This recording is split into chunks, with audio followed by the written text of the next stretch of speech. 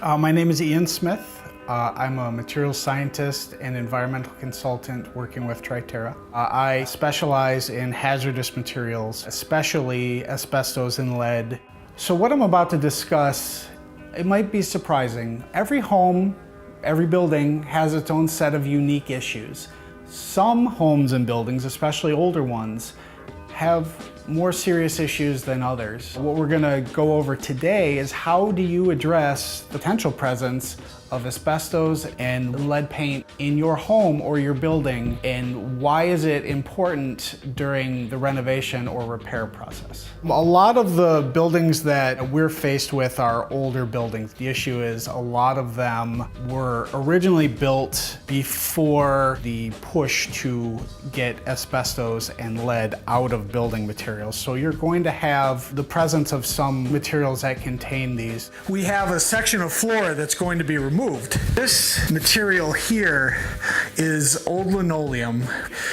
Tends to contain quite a bit of asbestos. And sometimes you'll go into a building, you'll tear up the carpet and you'll find 6 layers of flooring.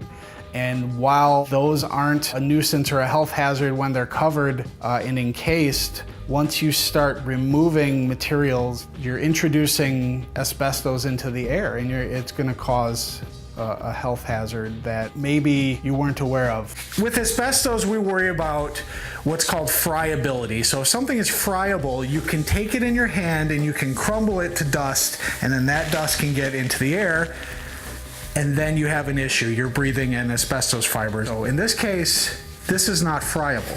But once we start cutting this floor out to do our renovation, you're gonna make dust. Do you need to conduct asbestos containing material abatement? You need to remove those materials before you start your renovation. It's a dangerous material. It has physical properties that cause respiratory issues, including asbestosis, some forms of lung cancer. One of the most well-known is mesothelioma. These are all caused by asbestos fibers in the air. So what we do before that renovation begins is we take a sample of this, send it to a certified lab, and they tell us, number one, is there asbestos there? And how much is there?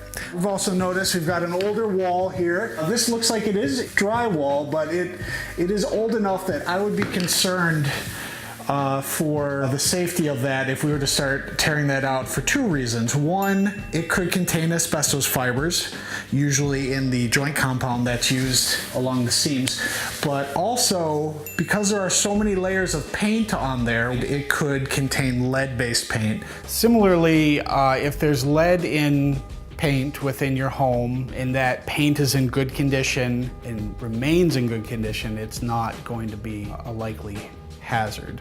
Should you, however, decide to remove a wall, or should there be an incident where maybe you are compelled to remove wallboard or plaster or flooring to repair your home and get it back to livable conditions, you need to utilize lead-safe work practice. A homeowner's best means of defense, their best course of action, is to hire an asbestos inspector or a professional who is familiar with lead in paint. That person would be able to come in and assess the situation for you and give you professional opinion, find out exactly what is there, and then move forward. Do you need to use lead-safe work practices if you're a contractor or a homeowner doing the work yourself? So this is important information. If you have any more questions about it, or you think that we can help you, please contact Triterra and give us a call. You can send us an email, or you can just visit our website.